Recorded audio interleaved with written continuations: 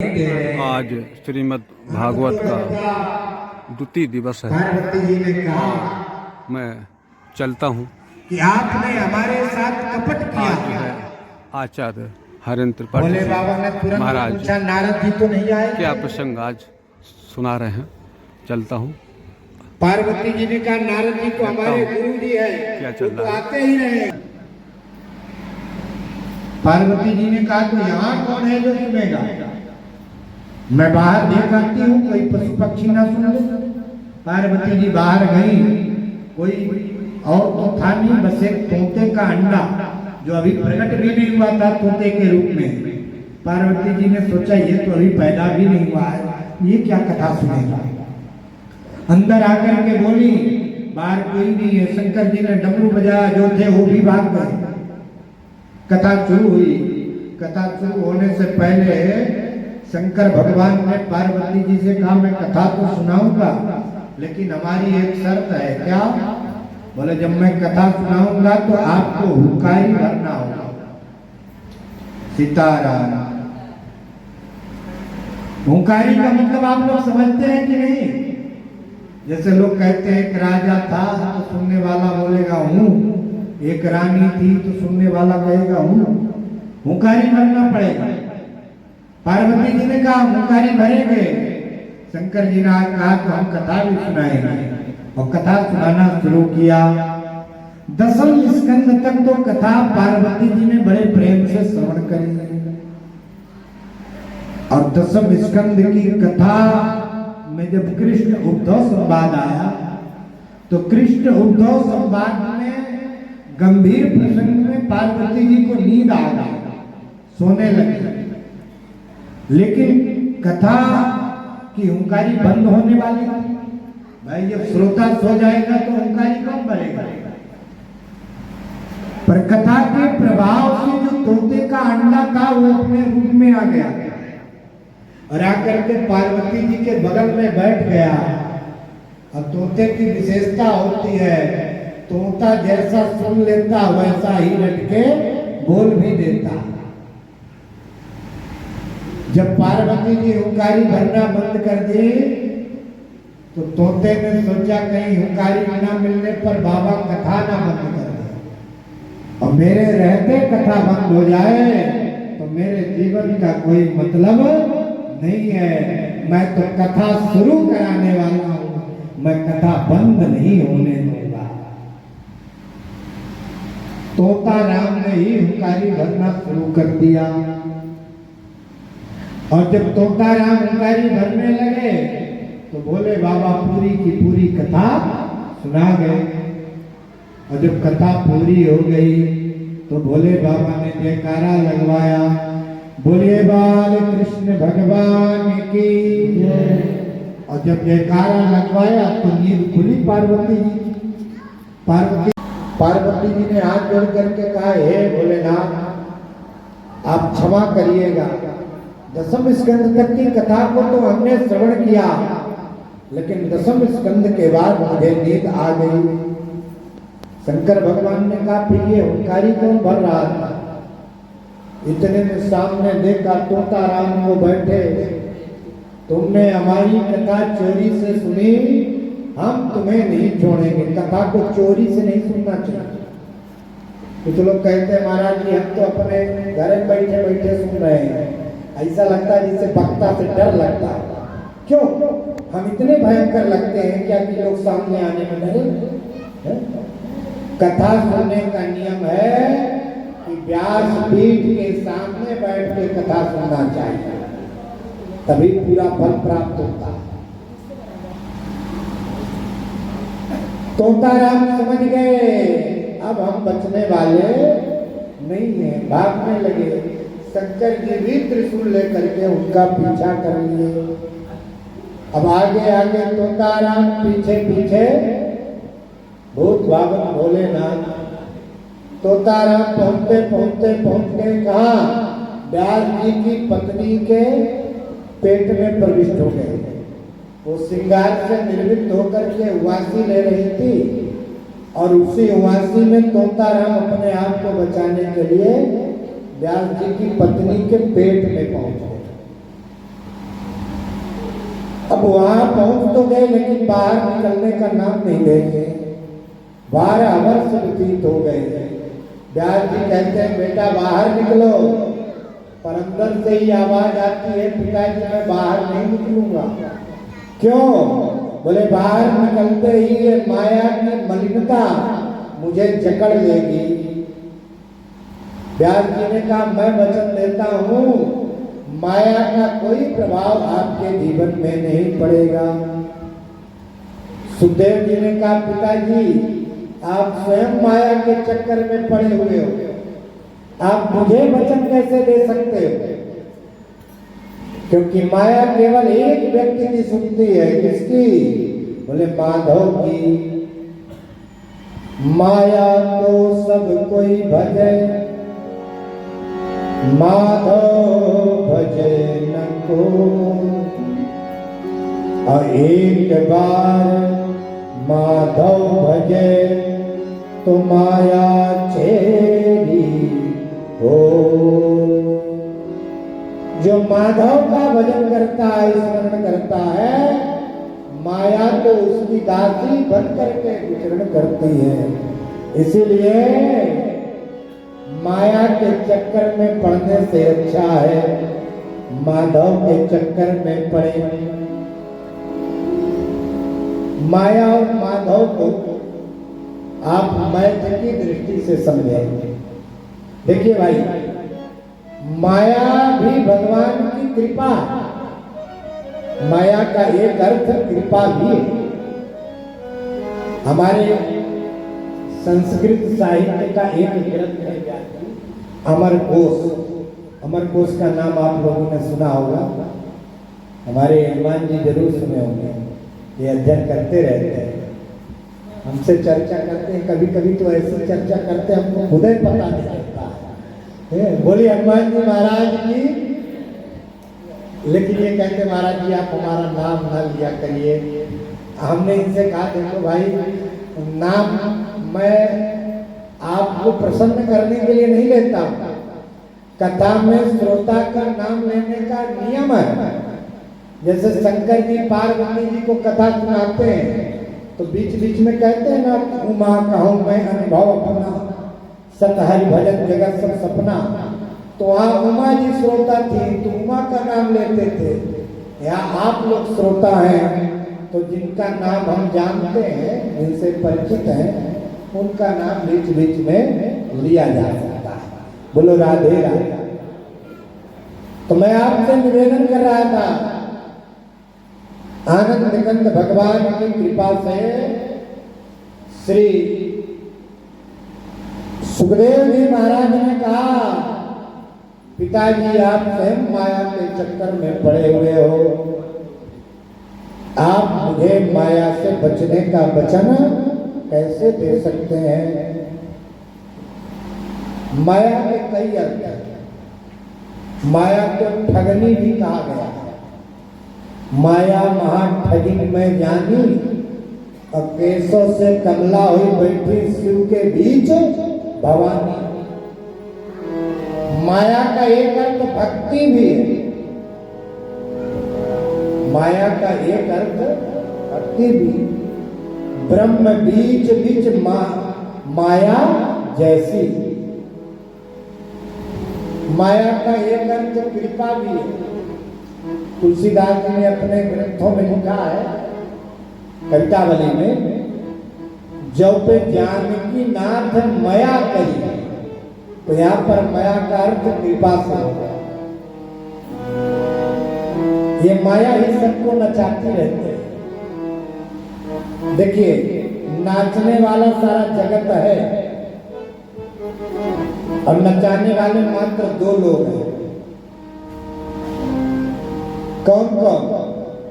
एक काम और दूसरा राम। आप किसी से पूछिए भाई कल कथा में नहीं दिखाई दे रहे थे, कहाँ गायब हो गए थे? तो लोग क्या कहेंगे? एक जरूरी काम आ गया था, मैं काम से चला गया। अच्छा आज आओ? नहीं, आज एक काम है। तो कल भी काम से गए और आज भी काम से गए। तो एक तो काम मचाता है और दूसरे जो भक्त होते हैं, ज्ञानी होते हैं, जब उनसे पूछो कि आप आ जाएंगे तो बोलते हैं राम जी जैसा चाहेंगे, राम जी कृपा करेंगे तो हम जरूर आएंगे। तो मैं आपसे निवेदन कर रहा था कि नाचने वाला सारा संसार है और नचाने वाले मात्र दो लोग हैं, एक काम और दूसरे राम। तो काम के चक्कर में पड़कर नाचने से अच्छा है राम के चक्कर में नाचे, जन्म जन्म का नाचना समाप्त हो जाए।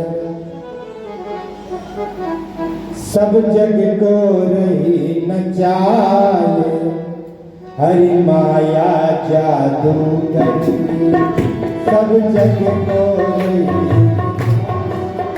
हरि माया जादू करती। सब जग को रही नचाए, हरि माया जादू करती।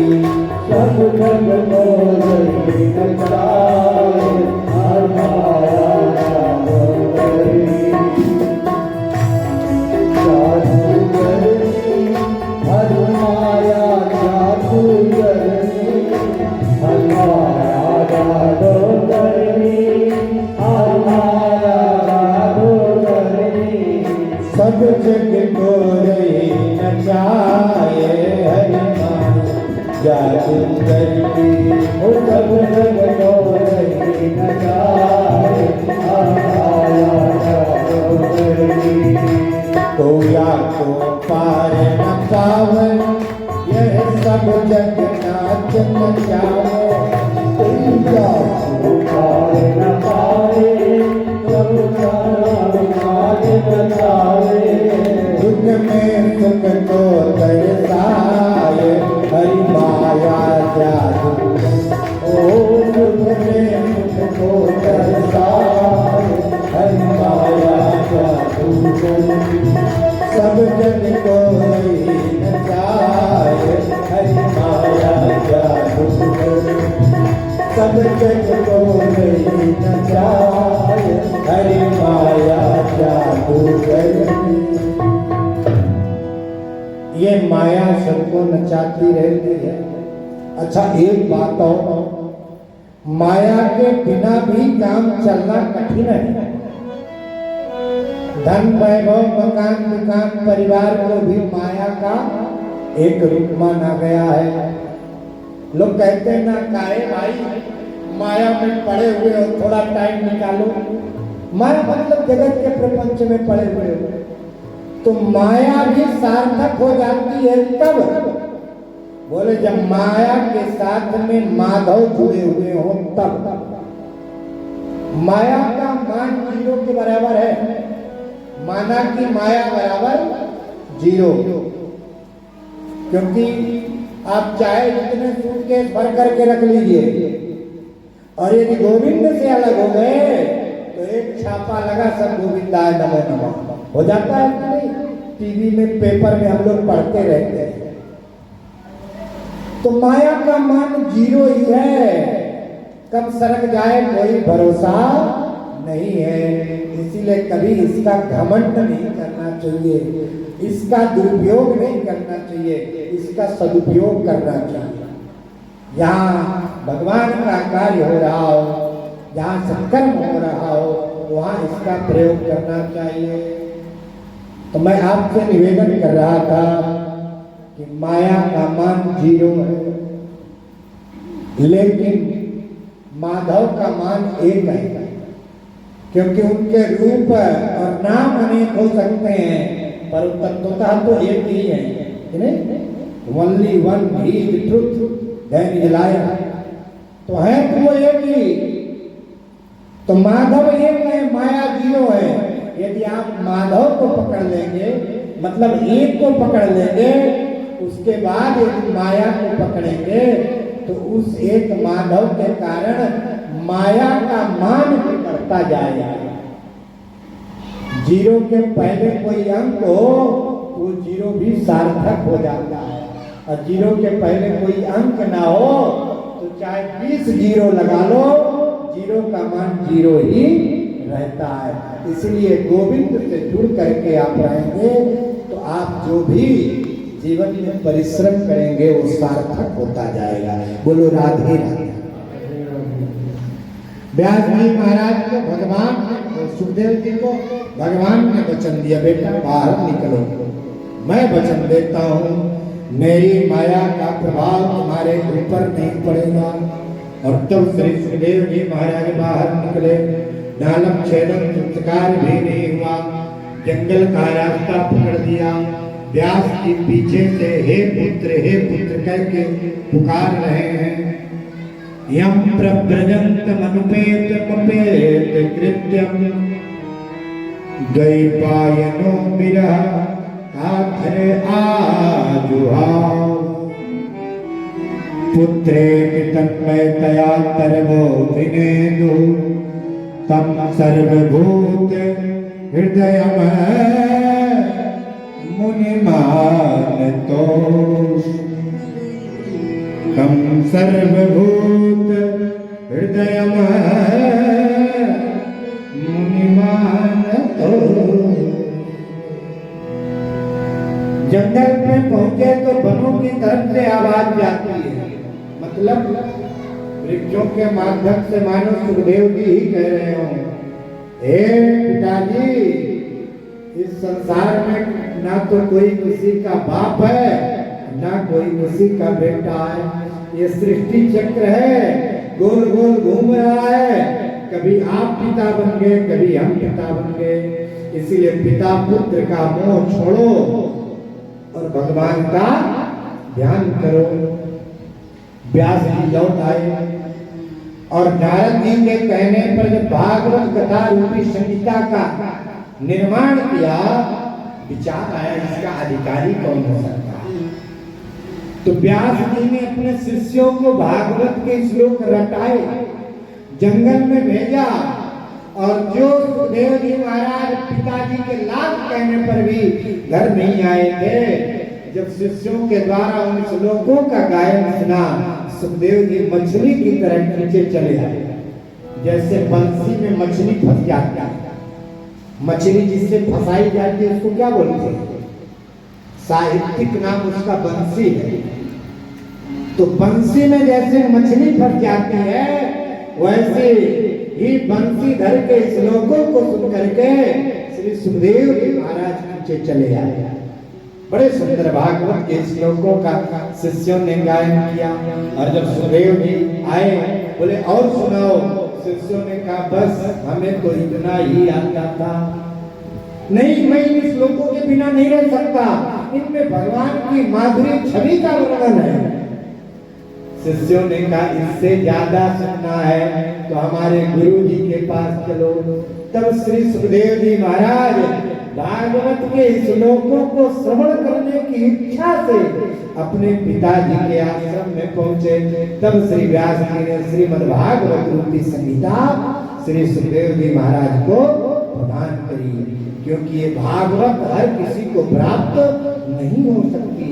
जो इसका अधिकारी होगा, जिसके ऊपर पूर्वजों की कृपा होगी, जिसके पुण्य जागृत होंगे, वही इस भागवत को सुन सकता है। हर कोई भागवत कथा सुनने का सामर्थ्य प्राप्त नहीं कर सकता। बोलो राधे राधे। भागवत रूपी संहिता सुखदेव जी महाराज को प्रदान करी। और सुखदेव जी महाराज के द्वारा डाली प्रतिडाली के सहयोग की तरह पूरे जगत में श्रीमद् भागवत के माध्यम से आज धर्म की स्थापना हो रही है। आप कल्पना करो कि श्रीमद् भागवत कथा नहीं होती तो अर्जुन कौन है कोई जानता, कर्ण कौन है कोई जानता, श्री कृष्ण के उपदेश को कोई मानता नहीं मानता, ध्रुव कौन है, प्रहलाद कौन है, कोई नहीं जानता मानता। इसीलिए सनातन धर्म की प्रतिष्ठा में श्रीमद् भागवत महापुराण का, श्री राम कथा का बहुत बड़ा योगदान है।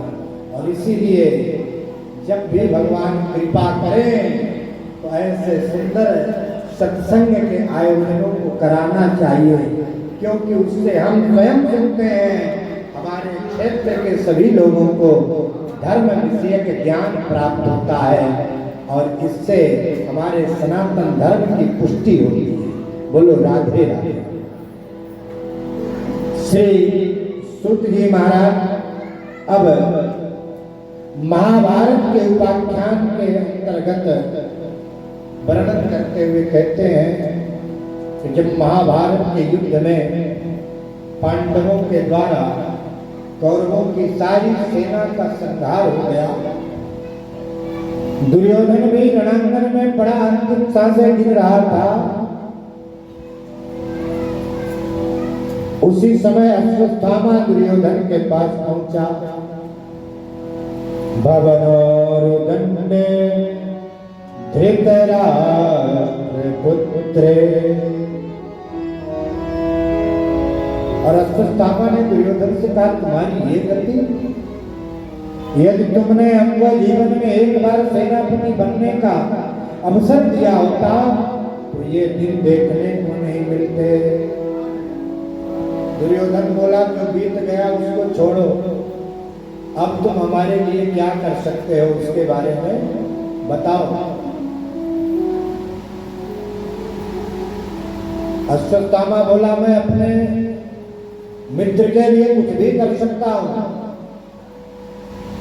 आप हमें बताओ करना क्या है।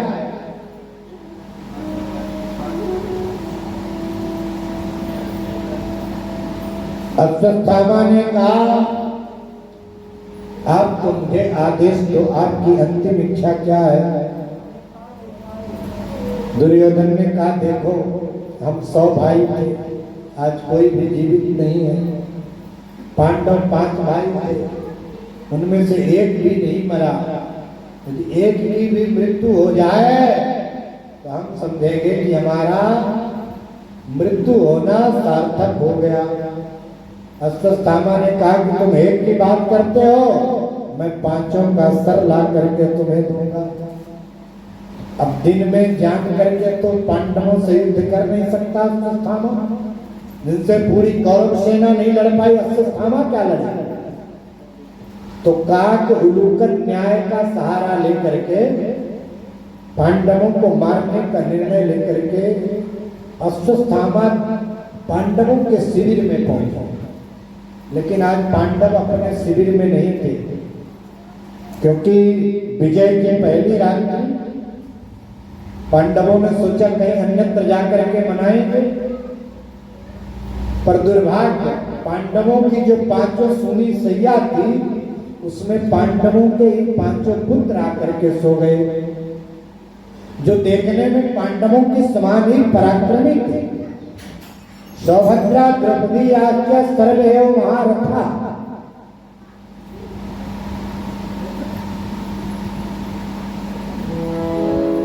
पांचों पुत्र पराक्रमी थे। रात्रि के कारण अश्वत्थामा पहचान नहीं पाया और पांडव समझ करके 5 पांडव पुत्रों की गर्दन अलग कर दिया। दुर्योधन के पास लेकर के पहुंचा। दुर्योधन समझ गया ये पांडव सिर नहीं है, ये पांडव पुत्रों के सिर हैं। जिन पांडवों के गर्दन को हमारी गदा प्रभावित नहीं कर सकती थी, उन पांडवों के सिर इतने सुकोमल नहीं हो सकते। दुर्योधन वहीं पर मृत्यु को प्राप्त कर लिया। लेकिन अश्वत्थामा विचार करने लगा, हे भगवान, ना तो मैं अपने मित्र की अंतिम इच्छा को पूरा कर पाया और बैठे बैठाए पांडवों का विरोधी और बन गया। अब क्या करे, तो भागने लगा। पांडवों ने जब शिविर में आकर के सवेरे देखा कि हमारे 5 पांडव पुत्रों के सिर कटे हुए हैं, तो बड़ा दुख हुआ। द्रौपदी ने रोना चालू कर दिया। सीताराम, तो मैं आपसे निवेदन कर रहा था कि आनंद कंद भगवान की कृपा से श्री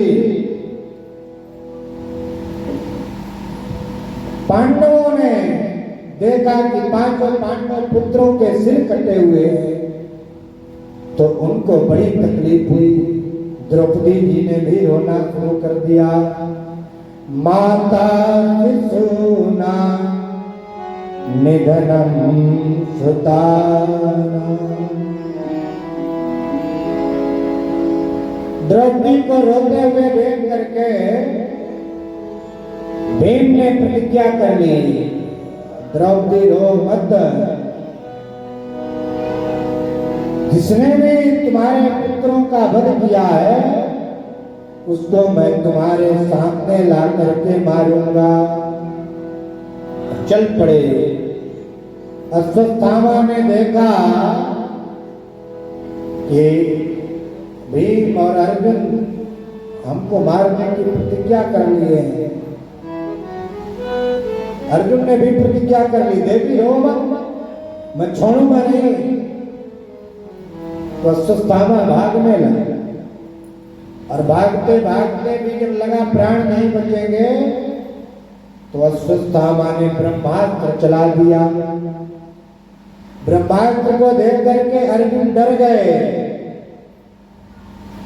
अर्जुन घबरा करके कन्हैया की शरण में गए और जाकर के प्रार्थना करने लगे, कृष्ण कृष्ण महाबाहो भक्तानाम अभयं कुरु।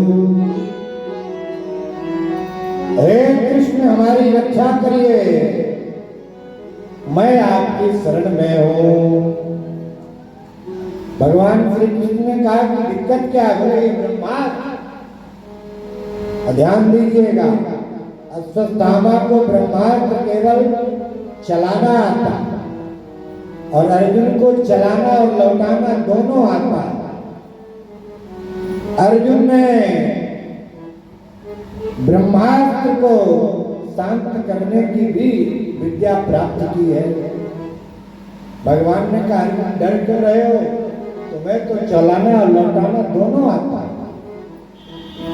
अर्जुन ने तुरंत ब्रह्मास्त्र को शांत किया और दौड़ करके अश्वत्थामा को पकड़ लिया, रथ के पहिए में बांधने लगे। पर भगवान श्री कृष्ण का अर्जुन तुम इसका इसी क्षण वध कर, क्योंकि शास्त्र कहता है मतवाले को नहीं मारना चाहिए, मदिरा में मदांत व्यक्ति को नहीं मारना चाहिए, सोते हुए बालकों को नहीं मारना चाहिए, स्त्रियों को नहीं मारना चाहिए। मत्तम प्रमत्तम पुनमत्तम सुरतम बालम स्त्रियम जड़म प्रपन्नम विरतम भेतम नरिपुम वंदे धर्मविद। इसने सोते हुए 5-5 बालकों का वध किया, इसका वध जरूरी है। अर्जुन ने कहा गोविंद हमने भी प्रतिज्ञा की है द्रौपदी से कि द्रौपदी तुम्हारे पुत्रों को मारने वाले को मैं तुम्हारे सामने ला करके मारूंगा, और इसीलिए मैं द्रौपदी के पास इसको ले जाना चाहता हूं। भगवान ने कहा कि जैसी इच्छा लेकर के पहुंचे, पर द्रौपदी ने जैसे देखा बंधनों को छोड़ना शुरू कर दिया। मुच्यता ऐसो, अरे भाई छोड़िए छोड़िए, क्यों? बोले गुरुपुत्र निहानीतम, ये गुरुपुत्र है और गुरुपुत्र गुरु के समान ही पूजनीय होता है, इसीलिए आप इनको मत मारिए। अरे भाई इसने तुम्हारे 5-5 पुत्रों की मृत्यु की है। द्रौपदी ने कहा पुत्रों की मृत्यु पर कितना दुख होता है इसको हमने अनुभव किया है, इसीलिए मैं किसी दूसरी माँ को पुत्र शोक में रुदन करते हुए नहीं देखना चाहती हूँ। और मेरे पुत्रों का वध हो गया, पर कम से कम हमारे पास 5-5 पतियों का तो आश्रय है, लेकिन मेरे गुरु जी तो पहले ही वीर गति को द्रोणाचार्य प्राप्त कर चुके हैं, और यदि ये उनका पुत्र भी नहीं रहा तो फिर इनकी माता को आश्रय कौन प्रदान करेगा? इसलिए इनको मत मारिए। भीमसेन भड़क गए, हम नहीं छोड़ेंगे। युधिष्ठिर जी ने कहा कि रहने दो, अब इनको मारने से हमारे पुत्र जीवित तो हो नहीं जाएंगे। दो पक्ष बन गए, एक पक्ष में युधिष्ठिर और द्रौपदी, और दूसरे पक्ष में अर्जुन और भीम। अर्जुन ने सोचा हम क्या करें, तो द्वारिकाधीश श्री कृष्ण के पास में पहुंचे और श्री कृष्ण के पास जाकर के बोले, द्वारिकाधीश आप निर्णय करो, अब हम क्या करें। तो द्वारिकाधीश भगवान श्री कृष्ण ने अर्जुन से कहा कि मैं जो निर्देश दूंगा उसको मानोगे? बोले जरूर मानूंगा, आप बताइए मुझे क्या करना है।